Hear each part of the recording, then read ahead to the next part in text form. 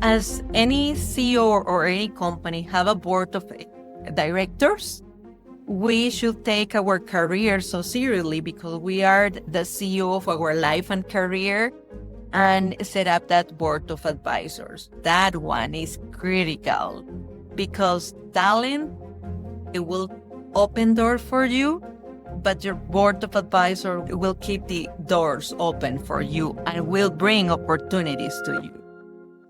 Welcome to Skin in the Game with Debbie Go, where we dig deeper into the stories that matter, the decisions that define us, and the leaders who dare to be different.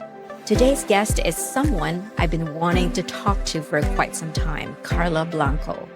For over 2 decades, Karla was a top director at Intel, leading global diversity and transforming Fortune 500 operations. But she left Intel in 2024 to pursue her true calling, helping professionals to take radical ownership of their lives. She's a best-selling author, a 3-time TEDx speaker, and an Aspen Institute fellow. If you're ever stuck on the treadmill of hard work, get ready for a conversation that changes the game. Karla, welcome to Skin in the Game. Thank you so much, Debbie, for this opportunity. I'm so excited to share with you and with your audience. Karla, that leap from a secure corporate life to the unknown is huge. I'm curious, what was the real catalyst for you? And once you made that decision, what was the driving force to build a platform and help others do the same? Thank you for your question. Actually, the story starts in 2017 when I moved into the US for running a global program. My son and I moved from Costa Rica in May, but by November, that group was eliminated globally. So basically, I lose my job at a time. I do recall getting into a room and my boss reading a letter, and I was like, "Are you firing me?" And and they explained. I went back home and told my son, "We may need to go back to Costa Rica." With sorrow eyes, he told me, "Mom, if you gotta go back, go, but I will stay here." And of course, this Latina mom told him, "I will do whatever I need so that we can stay here." And I started looking for jobs. But at the same time, as it was a senior position, it was not that easy. So I decided to find another opportunity, and I decided to start writing a book, putting together all the tools that helped me grow my career. Because also I had some mentees in Latin America that I couldn't devote the same time because I was really focused on looking for a job. Meanwhile, I was writing the book, I decided to become a coach. So I enrolled on coaching and I landed a job. I say that the book was my lifeline because I landed a job, but at the same time, I started delivering coaching for professionals and also did book from 7 a.m. to 8 a.m. Fridays for companies that wanted me to deliver the program for them. It's a career program. So that's when the story started and it continues. But then last year, there were several changes in the corporation and was the opportunity to have an early retirement. So I thought this will be my time. It's been an amazing journey because I think, Debbie, the secret was to start before the time came.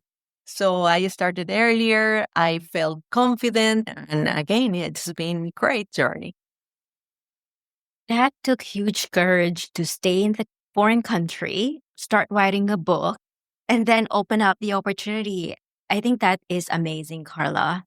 And if I look at your best-selling book, Unleash Your Career Potential, it outlines a 7-step process for career growth, right? So which step do professionals most often overlook or underestimate? I think the challenge we face is the pace we have. I am Gen X, so I'm part of this bridge between the analog world and the digital world. The digital world is so fast paced that if you don't pay attention, you will get into this trap of moving the days just pass and you don't take ownership.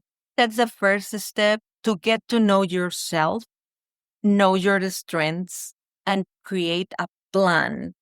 I think many professionals just go through the career as it comes. But those that really plan what they want and have that clarity will move in that path. Sometimes we think that it will be kind of magic, and it is not, is that you are giving directions to your brain when you set up your plan and your goal, your career goals. But I think the critical thing that many professionals miss is creating a board of advisors.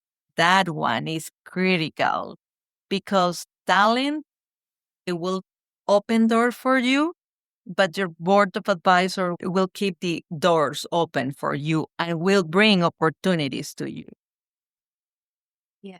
I like your concept about building your board advisor. Walk us through what that actually means for the listeners. What criteria do you use to select authentic advisors? And how do you approach people authentically without it feeling transactional at times? Well, as any CEO or any company have a board of directors, we should take our career so seriously because we are the CEO of our life and career and set up that board of advisors. Many times you have them in your life, just that you don't know that they are your sponsors or your mentors. So, what I will say is that you map those. In the book. I have several roles. I will take you through those roles. So, you map the people and also you engage in professional networks to take a look, be an observant. Who has an interesting career that I would like to pursue? And approach the people being curious, not transactional. Approach people trying to learn about themselves and their journey. Usually, people they are open to help us to move ahead. So the different roles are, for example, sponsors. And a sponsor will be the person that will talk about your job when you are not in the room. And usually, what I find happens is that the mentors that we identify that the expert that are ahead of us and can help us with perspective, usually they will become those sponsors because you will need to, yeah, and this is part of the book too, to create your elevator pitch. So when you connect with your mentor, you are very succinct and you explain what are your strengths and what are you looking for. But the first step is to learn about them. So it's not about you, it's learning about their careers and then sharing with them what you are doing and where do you want to head down the road because you really need to know where do you want to go first before you connect with them. So you have the sponsor, the mentor. You need a circle of trust. There is a very interesting study from Harvard Business School about women needing two different kind of networks. We need the structure, the big network, the business network, but we also need what I call the circle of trust, a little group that you can reach out for emotional support. But this is different than your business network, which that network will provide you with visibility, with opportunities, and will connect you with other networking members. Then you also need a cheerleader. We all need that someone that will support our wins. And so we'll talk about sponsors, mentors, cheerleaders, the circle of trust and strategies. That person that you sit down, you exchange ideas and can create a strategy and move forward. It takes a village for us to grow. And over and over again, the different research, it shows that we don't grow in isolation. we grow in community. So that's something that we really need to learn. I agree with you that we need a village, like a circle of trust and influence to lift us up and elevate our career or wherever we want to grow. But most people are conditioned to wait, for permission, for the right opportunity, for someone to notice them. So, how do you help someone make that shift from employee mindset to CEO mindset? I love it. Courage. It doesn't come first. Action is what will bring courage to the table. Just taking action, and how I work with my clients is that we set up a plan. We set up in calendar meetings with that board of advisor or potential. It's not that you will tell people you will become my sponsor. You don't need to tell that, but you would approach them. You will connect with them. And once they start connecting with these people, that courage start building because you get prepared with what are your key wins from last year, for example. And those wins are structured in a way that you are also sharing your story about what are your strengths and what you accomplish. And you always need to close stating where do you want to go. So that way people will connect you with opportunities because they will know. If you don't say anything, people don't remind. So it will be difficult. That's true. You need to verbalize where you want to go. I'm curious about your new book, Karla, The 233 Unwritten Rules of Success. It delves into the subtle but powerful principles that govern career advancement, things that go beyond performance results. What inspired you to write this book and why 233 rules specifically? Actually, the 233 is nothing magical or so. It is that I took my notes from my 26 years. I have tons of notebooks because I write and write.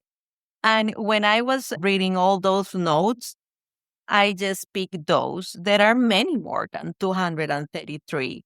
And are those things that I will like to know earlier in my career, but I didn't know.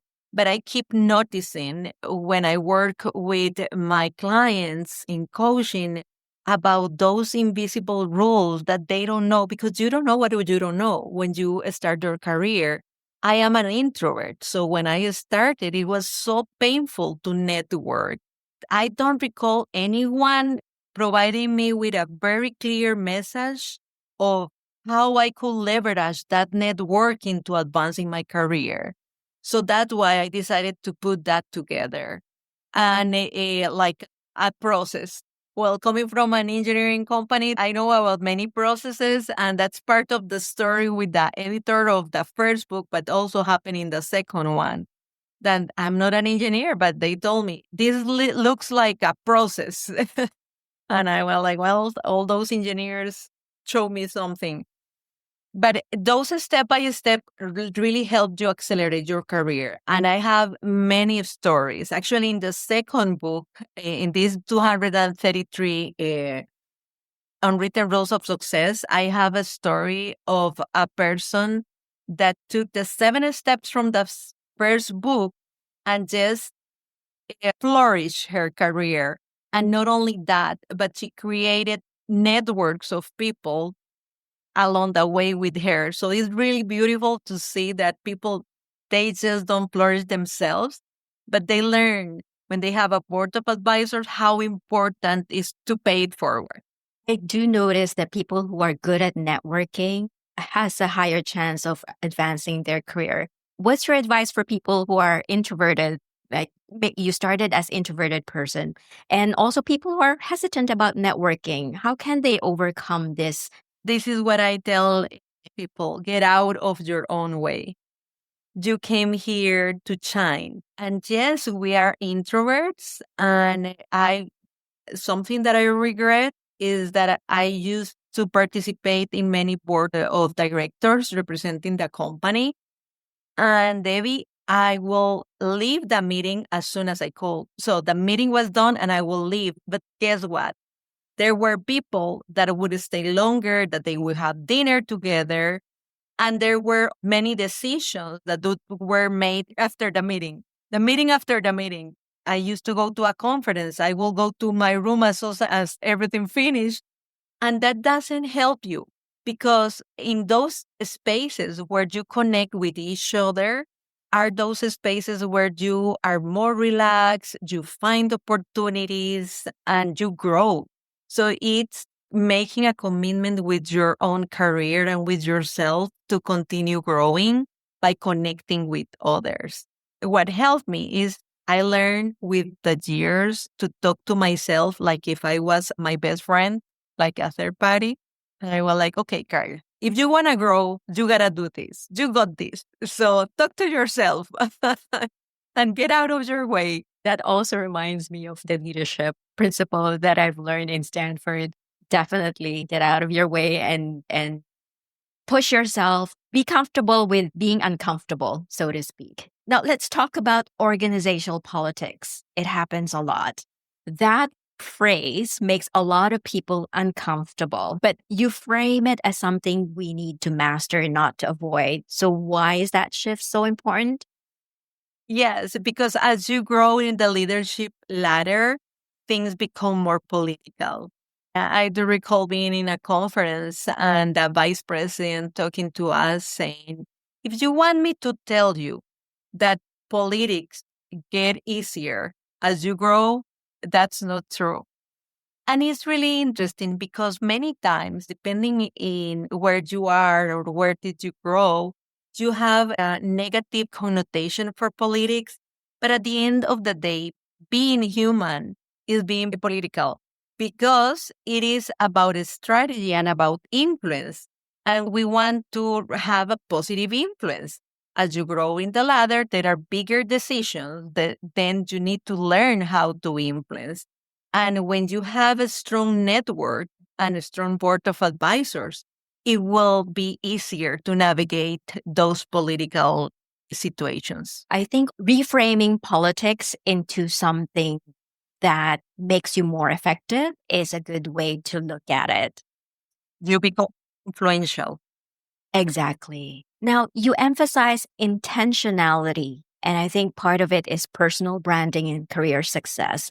How can professionals authentically build and communicate their personal brand, both in person and digitally? Both are connected. We really need to pay attention of our digital footprint because that connects with our essence. We need to ensure that it's connected with our values. And there are exercises that you can go through, answering different questions, defining your purpose. I use 5 questions to define the purpose. Number 1 is who am I? Number 2, what are my unique talents? Number 3, who can I help with my talents? Number 4, what is the problem that this person has? And number 5, how the life of this person will transform or change after leveraging my talents. If you pay attention, 3 of those 5 questions are focused on the others. We are here on the planet to serve each other, but we really need to learn what are our unique talents. So that is the way that we will show up and create your vision and mission like a company. Your life is the most important company to have.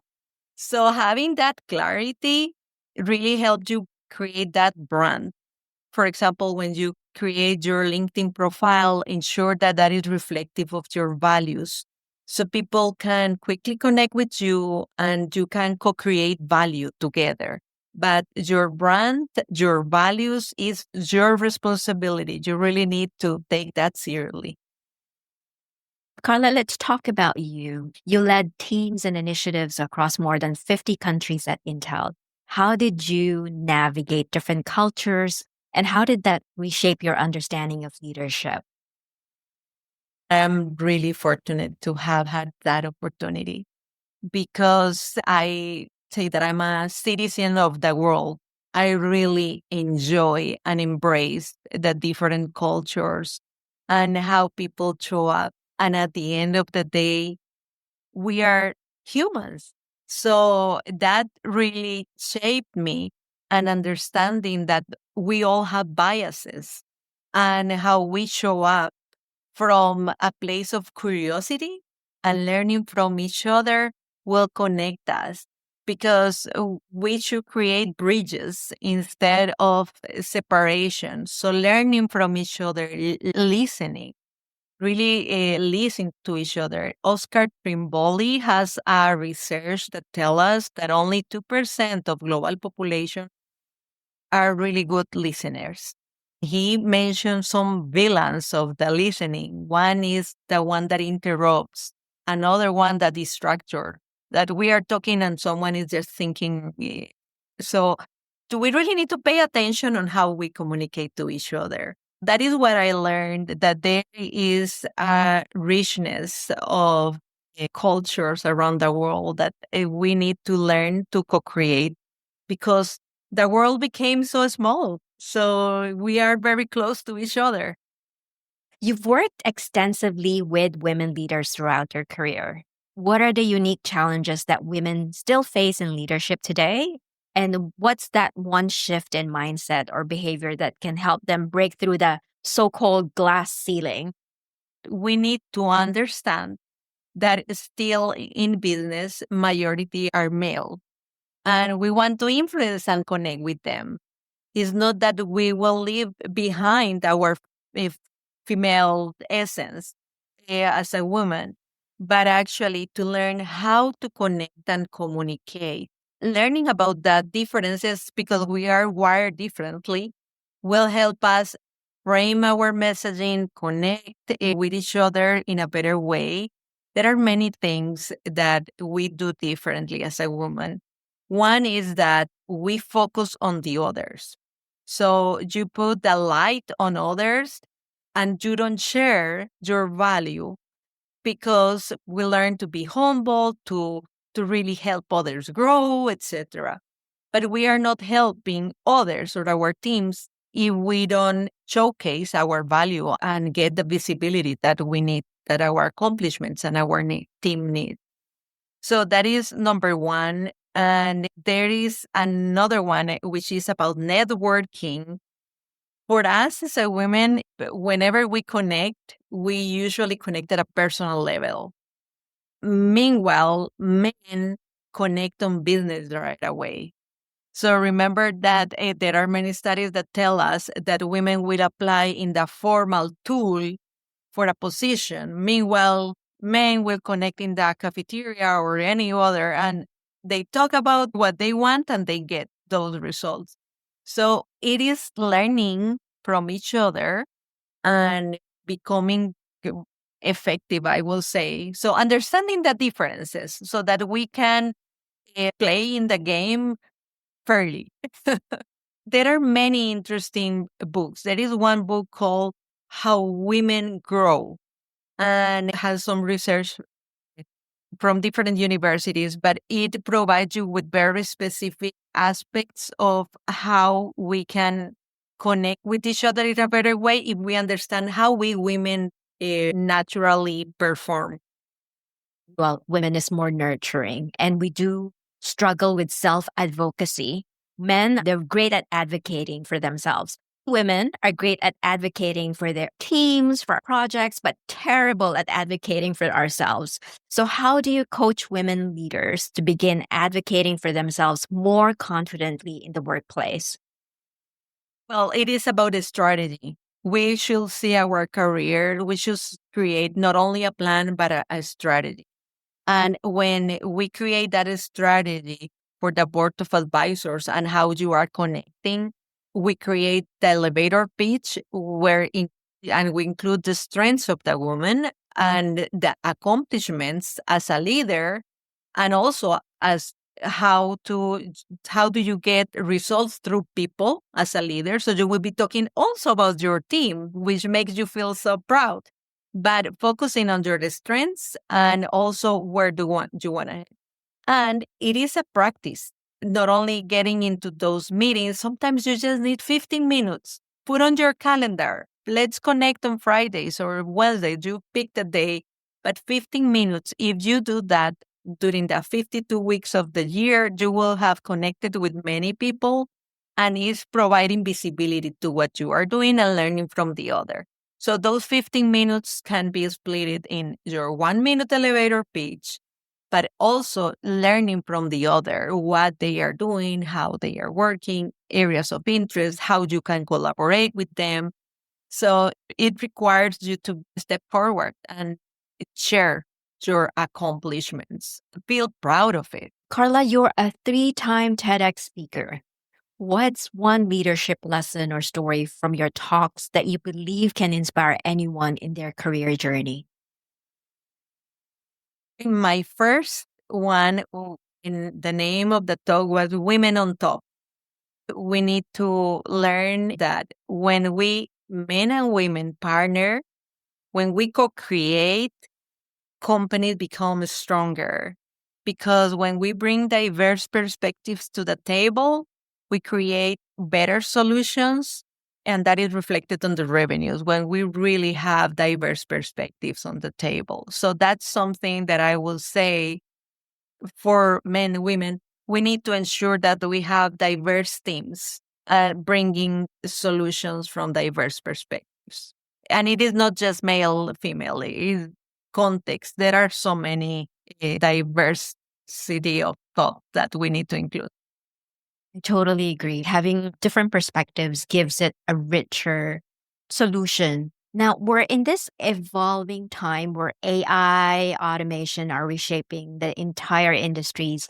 How do we as professionals stay grounded in our purpose while constantly trying to adapt and reinvent? What's your advice for navigating that tension? We need to welcome technology. We need to welcome AI. And a way to see that is I will collaborate with AI. AI can unleash my potential because I can leverage the tool, but also I need to ensure that I providing guidance to AI is like partnering with someone. If I'm not clear with what I'm communicating, probably I won't get a very good result from AI. So assuming that responsibility and co-creating, being curious, lifelong learners, really will empower us. This is the fascinating era that we are living right now. Karla, before we wrap up, any last minute advice for our listeners who are looking for clarity in their next step? Yes, what I will tell them is ensure that you have clarity in your purpose, that you have clarity of what you want from life. Reach out and connect with others because this is a journey where we are all together and we have all this amazing technology, but we can't forget that human to human, we are stronger together. That's my closing message. Karla, thank you so much for being my guest on Skin in the Game. You are the CEO of your life and career, and that's the invitation for our listeners today. Not to wait for permission, not to wait for that perfect moment, but to start acting like the leader of your own story right now. Thank you, Karla, for bringing such depth, authenticity, and wisdom to the show. Your story matters. Thank you, Debbie. Really appreciate it. It's been an honor to be here with you. I know our listeners are walking away with a huge playbook that they can actually use. If you want to dive deeper into Karla's work, her coaching programs, books, and everything is linked in the show notes. Until next time, stay curious, stay intentional, and remember, you are the CEO of your life and career. This is Skin in the Game. Thanks for listening.